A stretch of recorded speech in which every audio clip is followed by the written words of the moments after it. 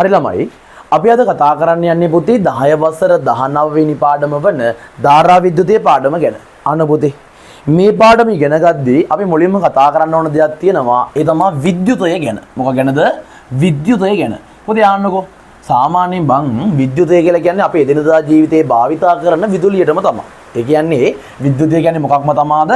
විදුලියම තමයි. ආ ළමයි සාමාන්‍යයෙන් මේ කතා කරන විද්‍යුතය ගැන කතා කරොත් අනේ මට කියන්න විද්‍යුතය කියන්නේ පදාර්ථයක් වෙනවද ශක්තියක් වෙනවද? පදාර්ථයක් වෙනවද ශක්තියක් වෙනවද? අහන්නකෝ. සාමාන්‍ය ළමයි පදාර්ථයක් කියලා කියන්නේ අවකාශයේ ඉඩක් ගන්න ස්කන්ධයක් තියෙන දෑනේ. දැන් මගේ මේ මාක පෙන් එක වතුර බෝතලේ මොකක් හරි දෙයක් ගත්තොත් ඒක මොකද්ද? පදාර්ථයක් වෙනවනේ. හැබැයි බං ආලෝකය, ශබ්දය, තාපය, නේ විදුලිය ඒ වගේව මොකක් වෙනවද? ශක්තියක් වෙනවා. ඒ කියන්නේ ළමයි සාමාන්‍යයෙන් මෙන්න මේ වගේ මොකක් හරි දෙයක් තියෙනවා නම් ඒක අවකාශයේ ඉඩක් ගන්නෙ නැත්නම් ඒකට ස්කන්ධයක් නැත්නම් ඒක මොකක් වෙනවද? ශක්තියක් වෙනවලු. මොකක් වෙනවද? ශක්තියක් වෙනවලු. එහෙනම් පුතේ මට කියන්න විද්‍යුතේ නැත්නම් විදුලිය කියන්නේ මොකක් වෙනවද? ශක්තියක් වෙනවා. ඊළඟ කතාව. ළමයි මම නිකමට කියන්න සාමාන්‍යයෙන් මේ විදුලිය භාවිතා කරන්නේ මොකටද? නැත්නම් විද්‍යුතය භාවිතා කරන්නේ මොකටද? අන්න ඔයාලා දන්නවා ඇති සාමාන්‍යයෙන් එදිනෙදා ජීවිතයේ gedara භාවිතා වෙන විවිධ විදුලි උපකරණ සඳහා මෙන්න මේ කතා කරන විදුලිය භාවිතා වෙනවා. ඒ කියන්නේ රූපවාහිනී යන්ත්‍රයක් ක්‍රියාත්මක වෙන්න. ඒ වගේම ගත්තොත් ඇවිල්ලා විදුලි පංකාවක් ක්‍රියාත්මක වෙන්න. ඒ වගේම ගත්තොත් විදුලි බත් පිසින එක රයිස් කුකර් එක. ආන් ඒ වගේ යන්ත්‍ර ක්‍රියාත්මක වෙන්න අපිට මොකක් ඕන වෙනවද? විදුලිය ඕන වෙනවා. එහෙනම් මම නිකමට කියන්න විදුලිය භාවිතා කරලා ක්‍රියාත්මක වෙන උපකරණ මොනවද පුතා? එකක් තමයි මොන වාහිනියද? රූප වාහිනිය. අනිත් එක මොකද්ද? අනිත් එක මොකද්ද? ගුවන් විදුලිය. අනිත් එක ගුවන් විදුලිය. අනේ මට කියන්න විද්‍යුත් ශක්තිය භාවිතා කරන තවත් උපකරණයක්. පරිගණකය. මොන ගණකයේද? පරිගණකය. ඕවා තමයි ළමයි විදුලිය භාවිතා වෙන උපකරණ වෙන්නේ. අහන්නකෝ. සාමාන්‍යයෙන් මේ කතා කරන පාඩමේදී ධාරා විද්‍යුතයයි ස්ථිති විද්‍යුතයයි කියලා මට මෙන්න මේ විද්‍යුතය කොටස් දෙකකට වෙන් කරන්න පුළුවන්. මොකද මම කිව්වේ? මම කිව්වේ මේ කතා කරන විද්‍යුතය මේ පාඩමේදී අපිට කොටස් කීයකට කඩන්න පුළුවන්ද? දෙකකට කඩන්න පුළුවන්ලු. පුතේ විද්‍යුතය බෙදෙන පළවෙනි ආකාරය තමයි මොන විද්‍යුතයද? ධාරා විද්‍යුතය. මොන විද්‍යුතයද? ධාරා විද්‍යුතය. අනේ මට කියන්න විද්‍යුතය බෙදන්න පුළුවන් දෙවෙනි ආකාරය තමයි මොකක්ද? ස්ථිති විද්‍යුතය. මොන විද්‍යුතයද? ස්ථිති විද්‍යුතය. දැන් අහන්න පුතේ මෙහෙම කතාවක්. සාමාන්‍යයෙන් මට කියන්න ඔයාලා ගෙදර අර මොකද ස්විච් එක දාපු ගමන් ගෙදර බල්බ් එක පත්තු වෙනවනේ නේ. එහෙම නැත්නම් ගෙදර මේ ටීවී එක ප්ලග් කර කරන්ට් එක ප්ලග් කරම ටීවී එක පත්තු වෙන වැඩ කරනවනේ. ඊතන තියෙන්නේ මොන විද්‍යුතයක්ද? ධාරා විද්‍යුතය. මොන විද්‍යුතයක්ද? ධාරා විද්‍යුතය. ඒ කියන්නේ ඔය ගෙදර තියෙන කරන්ට් කම්බිය හරහා කරන්ට් එක ගලාගෙන යනවනේ බා. ආන් ඒ වගේ කරන්ට් එකක් ගලාගෙන යනවා නම් අපි ඒකට කියන්නේ මොන විද්‍යුතයක් කියලාද? ධාරා විද්‍යුතය කියලා. සාමාන්‍ය පුතේ මේ පාඩමේ අපිට වැඩිපුරම ඉගෙන ගන්න තියෙන්නේ මොකක් ගැනද? ධාරා විද්‍යුතය ගැන. මොකක් ගැනද? ධාරා විද්‍යුතය ගැන. මේ යන කතාව. මම නිකමට වගේ මෙන්න මේ වගේ බැටරි පැක් එකක් ගෙනාවා. බැටරියක් ගෙනාවා. මම මේ බැටරිය අතරමැද්දට මෙන්න මේ වගේ ස්විච් එකක් දාලා ස්විච් එකෙන් එහා පැත්තට මේ වගේ බල්බ් එකක් සම්බන්ධ කරලා තියෙනවා. අනේ මට කියන්න මම මෙන්න මේ ස්විච් එක ඔන් කරපු ගමන් බල්බ් එක පත්තු වෙනවද නැද්ද? ඔව් බලන්න.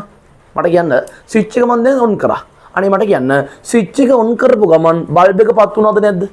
බල්බ් එක පත්තු වුණා. එහෙනම් මට කියන්න මේ කතා කරන බැටරියයි බල්බ් එකයි අතර මම ස්විච් එකක් දාලා ස්විච් එක ඔන් කරා විතරයි බල්බ් එක මොකක් වුණාද? දැල් වුණා. ඒ කියන්නේ පුතේ මේ කතා කරන පරිපතය හරහා මොකක් ගමන් කරාද? විදුලියක් නැත්නම් විදුලි ධාරාවක් ගමන් කරා. ආන් ඒ වගේ ගමන් කරන විදුලි ධාරාවක් තියෙනවා නම් අපි එතනට කියන්නේ මොන විද්‍යුතය කියලාද?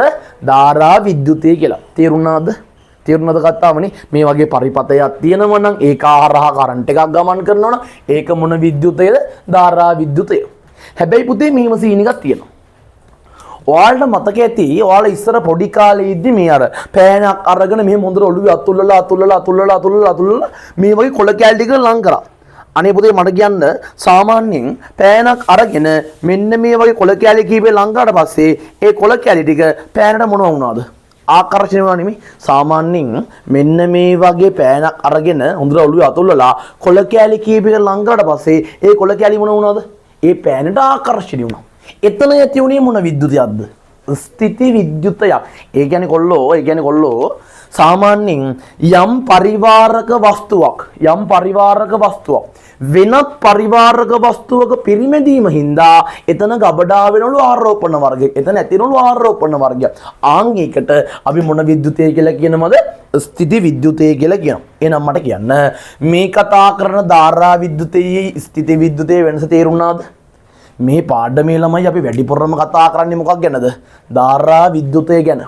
හරිද? හැබැයි විද්‍යුතයේ පාඩමේ ආරම්භයක් වශයෙන් අපි මේ ගැන චුට්ටක් කතා කරලා ඉන්නවා. හරි. එහෙනම් මට කියන්න මෙන්න මේ වගේ පෑනක් අරගෙන ඔළුවේ පිරිමැදලා කොළ කෑලි කීපේ ලං කරනවා. ලං කරපුවා මොකද වුනේ? කොළ කෑලි ටික ආකර්ෂණය වුණා. හැබැයි මෙහෙමයි දැන් ඔය පෑන පිරිමදිනවා කියලා කියද්දි නාලාපු ගමන් කොණ්ඩේ පිරිමදින්න එපා. තෙතයිනේ බං කොණ්ඩේ. එතන වෙන්නේ ඔය වැඩේ. හොඳට තෙල් ගාලා පිරිමදින්න එපා. වැඩේ වෙන්නේ අනිවාර්යයෙන් මේ වැඩේ වෙන්න නම් පෑනත් වියලි වෙන්න ඕන. වල හිස කෙසුත් මොකක් වෙන්න ඕනද? වියලි ස්වභාවයක් ගන්න ඕන. තේරුණාද? ඕන් ඔහොම කරලා මේ වගේ කොළ කැලි ටිකට තිබ්බ විතරයි කොළ කැලි ටික මොන වුණාද? ආකර්ෂණය වුණා. තේරුණාද? රයිට්. ඊළඟ සීන් එක. ආනකො ළමයි. ඔයාලා නිකමට වගේ මේ ගන්න බීම බටයක් අරගෙන කපුරෙදි කෑල්ලක් අරගෙන ඒ කපුරෙදි කෑල්ලෙන් බීමට හොඳට පිරිමදින්නකෝ. විනාඩි කිහිපයක් තත්පරයක හොඳට පිරිමදිනවා. ඒ වගේ හොඳට පිරිමැදලා තමයි නිකමට වගේ ලං කරන්න කොළ කෑලි කීපයකට. බලන්න මොකද වෙන්නේ කියලා ගෙදරින් ඉඳන් කරලා බලන්න. ගෙදරින් ඉඳන් ඔය වැඩේ කරලා බලන්න ඕන. බලන්න මොකද වෙන්නේ කියලා. ඔයාලා දැක ගන්න පුළුවන් ඒ කතා කරන බීම බටේ පිරිමැදලා කොළ කෑලි වල ලං කරා විතරයි කොල්ලෝ මොනවා වෙනවද? කොළ කෑලි ටික මෙන්න මේ බෑම් බටේට මොකක් වෙනවද? සමාන බීම බටේට මොනවා වෙනවද? ආකර්ෂණය වෙනවා. හරිද වැඩේ? ඊළඟට ඔයාලට මෙහෙම වැඩක් කරන්න පුළුවන්. හැමෝම ගෙදර කොණ්ඩේ පීරන පණාවක් තියෙනවනේ බා. පණාවෙන් හොඳට ඔළුව පීරන්න. පණාවෙන් හොඳට ඔළුව පීරලා රිජිෆෝම් බෝල කීපයක් ගන්න. මොනවා ගන්නද? රිජිෆෝම් බෝල කීපයක් ගන්න. ඒ කරලා පණාවෙන් ඔළුව පීරලා රිජිෆෝම් බෝල කීපයකට ලං ගන්න බලන්න පණාව. මොකද වෙන්නේ? ඒ රිජිෆෝම් බෝල ටික පණාවට ආකර්ෂණය වෙනවා. මොන වෙනවද? ආකර්ෂණය වෙනවා. තේරුණාද? එහෙනම් ඕම් ඔය වගේ අවස්ථා පුතේ අපිට ගන්න පුළුවන් මොකට උදාහරණ විදිහටද? ස්ථಿತಿ විද්‍යුතයට උදාහරණ විදිහට. එහෙනම් මට කියන්න එක පරිවාරක ද්‍රව්‍යයක් තවත් පරිවාරක ද්‍රව්‍යයක් සමග පිරිමැදීම නිසා එක වස්තුවක් මත මොනවා ඇති වෙනවද? ආරෝපණ ඇති වෙනවා. ආන් ඒවට අපි මොනවා කියලා කියනවද? ස්ථಿತಿ විද්‍යුතය කියලා කියනවා. ඒ කියන්නේ මෙහෙම නෙබ්බා. හිතන්න මම දැන් කියනවා මෙන්න මේ වගේ පෑන් බටයක්. ඕන් කියනවා පෑන් බටයක්. මම ඒකලා මේක කියනවා මේ වගේ මොකක් සිලික් රෙදි කෑල්ලක් කියනවා. අනෝ මම දැන් කරන්නේ මේ කතා කරන පෑන් බටය මේ සිලික් රෙදි කෑල්ලේ හොඳට පිහදාන හොඳට තෙරපනවා. ඒ කියන්නේ හොඳට මේ පිරිමැදිනවා. එහෙම හොඳට පිරිමැදීම හින්දා එක වස්තුවකින් තව වස්තුවකට මොනවා පනිනවලුද? ආරෝපණ පනිනවලු. ආන්ගේ පනින ආරෝපණ වලට අපි මොනවා කියලා කියනවද? ස්ථಿತಿ විද්‍යුත් මොනවද? ආරෝපණ කියලා කියනවා. එහෙනම් මට කියන්න එක වස්තුවක් තවත් වස්තුවකින් පිරිමැදීම නිසා එකකින් අනිත් එකට මොනවා පයින්නවලුද? ආරෝපණ පයින්නවලු. ඒ පනින ආරෝපණ වලට අපි මොනවා කියලා කියනවද? ස්ථಿತಿ විද්‍යුත් ආරෝපණ කියලා කියනවා. අහනකො ළමයි සාමාන්‍යයෙන් මට කියන්න මේ ලෝකේ තියෙන ඕනම වස්තුවක් හැදිලා තියෙන්නේ මොන වගේන්ද? මේ ලෝකේ තියෙන ඕනම වස්තුවක් හැදෙන්නේ මොන වගේන්ද? පරමාණු වලින්නේ නේ. ඔයාලා දන්නවා දැන් අර 10 වසර 3 වෙනි පාඩමේ අපිව කතා කරා. මතක ඇති නේ? මට කියන්නේ එහෙනම් මේ ලෝකේ තියෙන ඕනම වස්තුවක් හැදින්නේ මොන වගේන්ද? පරමාණු වලින්. ළමයි අහන්න. මම නිකමට වගේ පරමාණුවක් ඉදලා පෙන්නන්නම්කෝ. පරමාණුවක් ගත්තොත් පුතේ මැද මෙන්න මේ වගේ ප්‍රෝටෝන තියෙනවා. ඒ වගේම නියුට්‍රෝන තියෙනවා. හැබැයි මට කියන්න පරමාණුවේ මෙන්න මේ මැද වටා මැද ලක්ෂ්‍ය වටා කැරකි මොකෝ ඉන්නවද?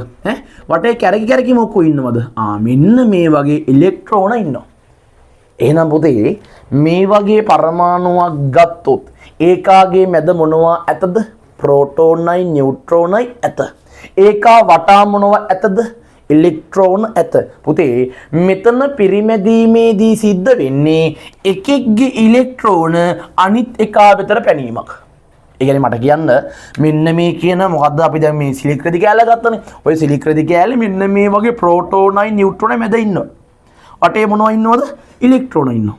මෙයාගෙත් මැද ප්‍රෝටෝනයි නියුට්‍රෝනයි මෙහෙම ඉන්නවා. වටේ මොනවා ඉන්නවද? ඉලෙක්ට්‍රෝන ඉන්නවා. මෙතන පොතේ පිරිමැදීමේදී වෙන්නේ එක වස්තුවක මෙන්න මේ කතා කරන ඉලෙක්ට්‍රෝන තව එකෙට පයින්නවා.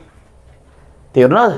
ඒ කියන්නේ ස්ථಿತಿ විද්‍යුතයේදී පිරිමැදීම නිසා සිද්ධ වෙන්නේ එකෙක්ගේ ඉලෙක්ට්‍රෝන තව තැනකට මොනවා වීමක්ද පැනීමක්. දැම්මට කියන්න මෙතන ප්‍රෝටෝන එකයි ඉලෙක්ට්‍රෝන එකයි තියෙන්නේ. එහෙනම් මේක මොන සීන වස්තුවක්ද? මොන සීන වස්තුවක්ද? උදාසීන වස්තුවක් නේ. මෙයා ආරම්භයේ උදාසීන වස්තුවක්. දැන් මට කියන්න මේ කතා කරන පෑන් බටේ ගත්තත් ඌ ගාව ප්‍රෝටෝන එකයි ඉලෙක්ට්‍රෝන එකයි තියෙනවා. එහෙනම් ඒකත් මොන වස්තුවක්ද? උදාසීන වස්තුවක්. ළමයි දැන් මේ කතා කරන විද්‍යුත් පරිවාරක, ඒ කියන්නේ කරන්ට් එක ගමන් කරන්නේ නැති උදාසීන වස්තු දෙක මම එකිනෙකමින් පිරිමදිනවා. අනේ බං එකින් එක පිරිමැදීම හින්දා මෙන්න මේ කතා කරන සිලික් රෙද්ද ඉලෙක්ට්‍රෝනට මේක දරා ගන්න බැරුව ඒක මෙතනින් මෙතනට මොනවා කරනවද? පනිනවා. තේරුණාද? මේ බලන්න මේකා මත පිරිමැදීම හින්දා මේකාගේ ඉලෙක්ට්‍රෝන අනේ මෙතන ඉන්න බෑ කියලා මෙතනට පයින්නවා. දැන් එහෙනම් මට කියන්න දයාබර දුවේ පුතේ මෙතන ඉලෙක්ට්‍රෝන තියනවද? මෙතන ඉලෙක්ට්‍රෝන තියනවද? නෑ හිටියා. දැන් ඉන්නේ කොතනද? මෙන්න මෙතන. අනේ දැන් මට කියපන් පුතේ මෙතන ඉලෙක්ට්‍රෝන ඉඳලා මෙතනට පැන්නා නම් මේක මොන ආරෝපණයක් දරයිද? මේක මොන ආරෝපණයක් දරයිද? ප්‍රෝටෝන කියන්නේ පුතේ ධනාරෝපිත. නියුට්‍රෝනට ආරෝපණයක් නෑ. ඉලෙක්ට්‍රෝන කියන්නේ පට්ට ඍණාරෝපිත. දැන් මේ බලන්න මෙතන තිබ්බ ඍණාරෝපණයක් ඉලෙක්ට්‍රෝනයක් මෙතනට පැන්න නම් ඉතුරු වෙන්නේ මොකා විතරද? ධන ආරෝපණයක් වන ප්‍රෝටෝන විතරයි. එහෙනම් මේ වස්තුව පට්ට මොකෙක් වෙනවද? පට්ට මොකෙක් වෙනවද? පට්ට ධන වෙනවා. දැන් මට කියන්න මෙතන තිබ්බ ඉලෙක්ට්‍රෝන මෙතනට පැන්න නම් වැඩිපුර ඉලෙක්ට්‍රෝන මුට ආව නේද? නේ වැඩිපුර ඉලෙක්ට්‍රෝන පෑන් බටේට ආවා. එහෙනම් මට කියන්න වැඩිපුර ඉලෙක්ට්‍රෝන මූ ගාවට ආව නම් පුතේ මියු ගාව මොනවා වැඩි වෙනවද? ඍණ ආරෝපණ වැඩි වෙනවා. එහෙනම් මේ කතා කරන පෑන් බටේ පට්ට මොකෙක් වෙනවද? පට්ට ඍණ වෙනවා. තේරුණාද? එහෙනම් මට කියන්න මේ වගේ එක වස්තුවක් තව වස්තුවක පිරිමැදීම හින්දා එකෙක්ගේ ඍණ ආරෝපණ එකෙක්ගේ ඉලෙක්ට්‍රෝන තව එකෙක්ට පයින්නවා. ඒ හින්දා අර පැනපු එක ඍණ වෙද්දී අර ඉලෙක්ට්‍රෝන යවපු එක හිටියනේ ඌ මොනවා වෙනවද? ධන වෙනවා. එහෙනම් පුතේ මට කියන්න කවදාවත් ස්ථಿತಿ විද්‍යුතයේදී ධන ආරෝපණ වෙන ප්‍රෝටෝන පයින්නවද? ආරෝපණයක් නෙවෙයි නියුට්‍රෝන පයින්නවද? නෑ. ඇයි නැත්තේ? උන් ඉන්නේ පරමාණුවේ කොහෙද? මැද බං මැද. මැද ඉන්නේ උන් වටේට පයින්නවද? නෑ. වටේ ඉන්නේ උන් කොහෙද යන්නේ? උන් ඉතින් පුරුද්දේකන උන් වටේම පැන ඉන්නවා. තේරුණාද? ආයෙත් මට කියන්න මැද ඉන්න ප්‍රෝටෝන නියුට්‍රෝන කවදාවත් පයින්නේ නෑ. වටේ ඉන්න ඉලෙක්ට්‍රෝන ටික මොකද වෙන්නේ? අවුන් දැකපු තැන පිරිමැදුණු සැන පැන්නා. තේරුණාද? රයිට් පුතේ ඕක තමා මොන විද්‍යුතයද? ස්ථಿತಿ විද්‍යුතය. හරි. මෙහෙම කරමු. අපිට අන්ත අග්ගාලා මේ කතාවට අදාළ නෝට් එක දාගමු. හරි. හැමෝම ලියන්න මාතෘකාව ධාරා විද්‍යුතය. වැඩි ඉක්මනට වෙන්න ඕන. ලියන මාතෘකාව ධාරා විද්‍යුතය. රයිට්. ධාරා විද්‍යුතය. හරි. ලියන්න මෙහෙම තරුවක් දාලා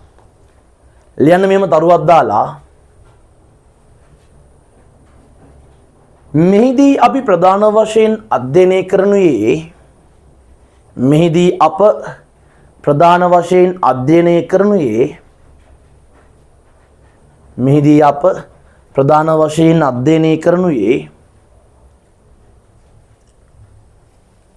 විද්‍යුතය හෙවත්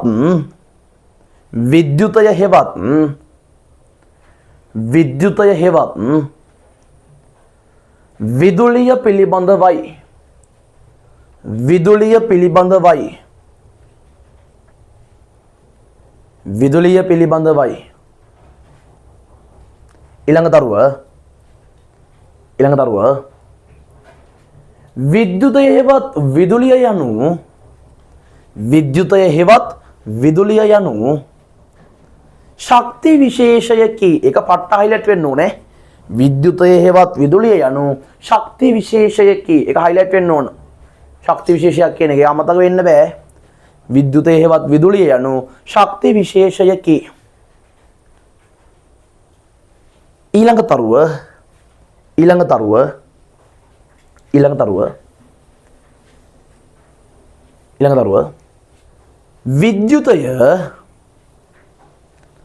විද්‍යුතය ප්‍රධාන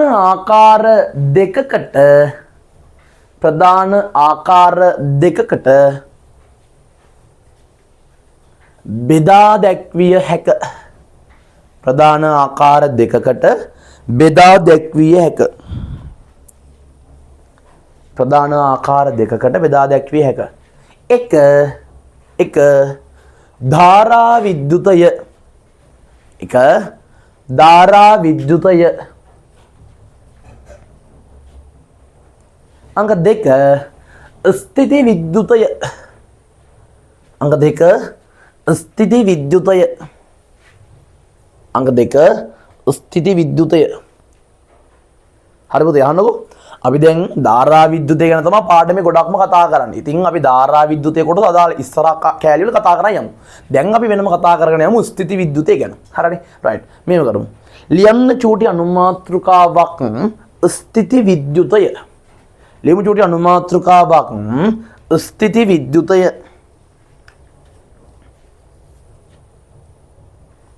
යන චූටි අනුමාත්‍රිකාවක් ස්ථිති විද්‍යුතය. රයිට්. ලියමු මෙහෙම තරුවක් දාලා ඒ යටතේ. ලියමු මෙහෙම තරුවක් දාලා ඒ යටතේ. ස්ථිති විද්‍යුතය යනු ස්ථිති විද්‍යුතය යනු ස්ථිති විද්‍යුතය යනු පරිවාරක ද්‍රව්‍යවල පරිවාරක ද්‍රව්‍යවල පරිවාරක ද්‍රව්‍යවල පෘෂ්ඨ මත රඳන නැත්නම් පෘෂ්ඨ මත රඳා පවතින පෘෂ්ඨ මත රඳා පවතින පෘෂ්ඨ මත රඳා පවතින ගලා නොයන ආරෝපණ වේ. පෘෂ්ඨ මත රඳන ගලා නොයන ආරෝපණ වේ. ගලා නොයන ආරෝපණ වේ නැත්නම් ගලා නොයන විද්‍යුත් ආරෝපණ වේ. කොහොමද? ගලා නොයන විද්‍යුත් ආරෝපණ වේ. ගලා නොයන විද්‍යුත් ආරෝපණ වේ. ඒ කියන්නේ පුතේ මෙහෙමයි හාද? දැන් මම ඔයාලට කිව්වනේ මේ වගේ සිලික් රෙදි කෑල්ලකින් මේ වගේ බටයක් පිළිමැද්දට පස්සේ ඉලෙක්ට්‍රෝන මෙතනින් මෙතන පයින්නවා කියලා. හැබැයි මෙතනින් මෙතනට ඉලෙක්ට්‍රෝන පැන්නට මේ පැන්නපු ඉලෙක්ට්‍රෝන බම් මෙහා පුරා එහා මෙහා ගමන් කරන්නේ නැහැ. ඒක තමයි අපි කියන්නේ ගලන්න නොයන කියලා. තේරුණානේ? නේ? පිරිමැද්දෙද්දි මෙතනින් මෙතනට යන බව ඇත්ත. හැබැයි ගියාට පස්සේ මේ ඉලෙක්ට්‍රෝන මෙයාගේ හතර වටේ කැරකෙනවද? හැබැයි එහෙම වීමක් වෙන්නේ. ඒක තමයි අපි කියන්නේ පෘෂ්ඨ මත රඳා පවතින ගලා නොයන ආරෝපණ කියලා. තේරුණානේ? හරි. ඊළඟට අපි ලියමු මෙයාට උදාහරණ කීපයක්. ඊළඟ මේ වෙනම තරුවක් දාලා ලියන්න මෙහෙම. ස්ථිති විද්‍යුතය සම්බන්ධ ස්ථිති විද්‍යුතය සම්බන්ධ ස්ථිති විද්‍යුතය සම්බන්ධ සංසිද්ධි කිහිපයක් සංසිද්ධීන් කිහිපයක් සංසිද්ධීන් කිහිපයක් සංසිද්ධීන් කිහිපයක් පහත දැක්වේ. සංසිද්ධීන් කිහිපයක් පහත දැක්වේ.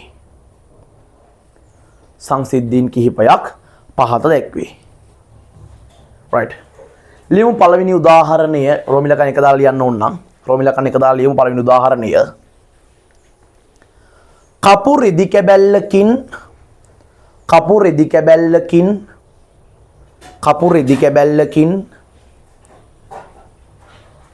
බීම බටයක් පිරිමැදි විට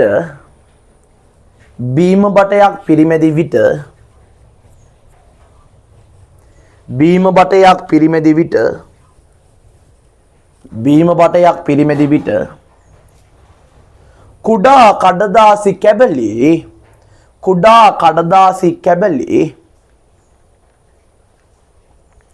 කඩදාසි කැබලි බීම බටය වෙත ආකර්ෂණය වීම. බීම බටය වෙත ආකර්ෂණය වීම. බීම බටය වෙත ආකර්ෂණය වීම. බීම බටය වෙත ආකර්ෂණය වීම. බීම බටය වෙත ආකර්ෂණය වීම. right. ලියමු රෝමිලකන් දෙක දාලා දෙවෙනි උදාහරණයත්. ලියන්න. ප්ලාස්ටික් දණ්ඩක්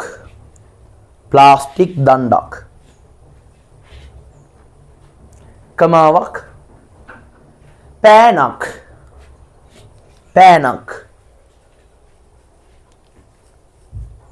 සහ පනාවක්ගෙන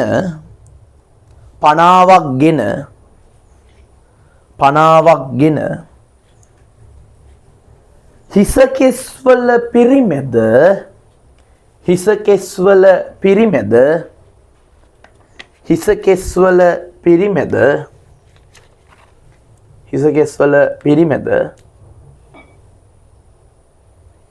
එය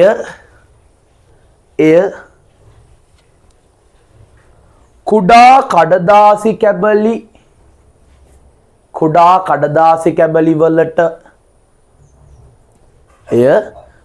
කඩදාසි කැබලි වලට හෝ කුඩා රිජිෆෝම් කැබලි වලට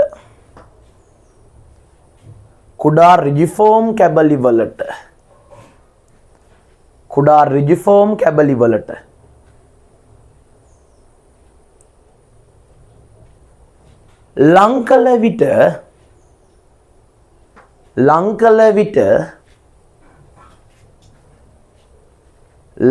විට ඒවා ආකර්ෂණය වීම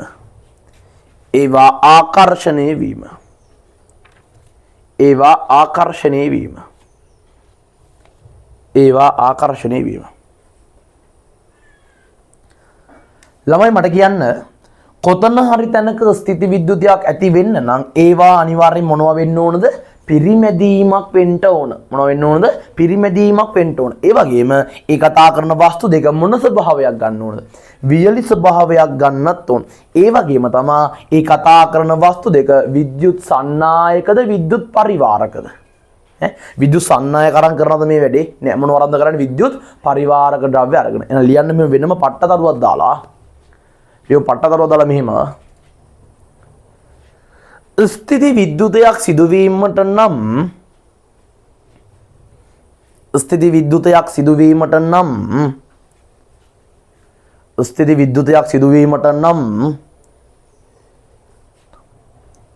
වියලි ස්වභාවයක්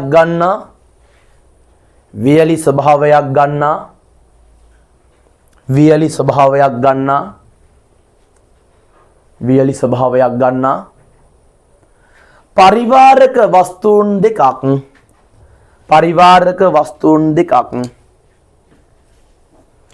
පරිවාරක වස්තුන් දෙකක් එකිනෙක සමග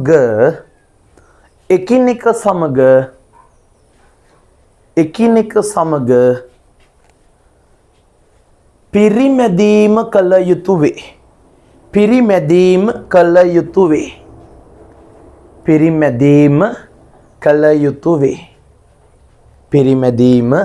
කළ යුතු වේ. right අපි දැන් දාගමු මේ කතාව. ඒ කියන්නේ පරමාණුවක මැද්දේ ප්‍රෝටෝන නියුට්‍රෝන ඉන්නවා, වටේ ඉලෙක්ට්‍රෝන ඉන්නවා. මේ ඉලෙක්ට්‍රෝන හුවමාරු වීම නිසා තමයි ස්ථිති විද්‍යුත් ආරෝපණ ඇති වෙන්නේ. අපි දැන් මේ කතාව දාගමු මෙතනට. ලියමු ළමයි වෙනම මෙහෙම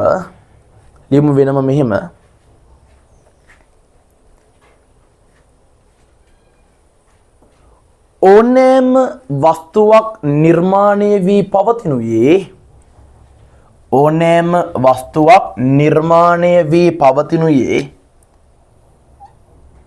ඕනෑම වස්තුවක්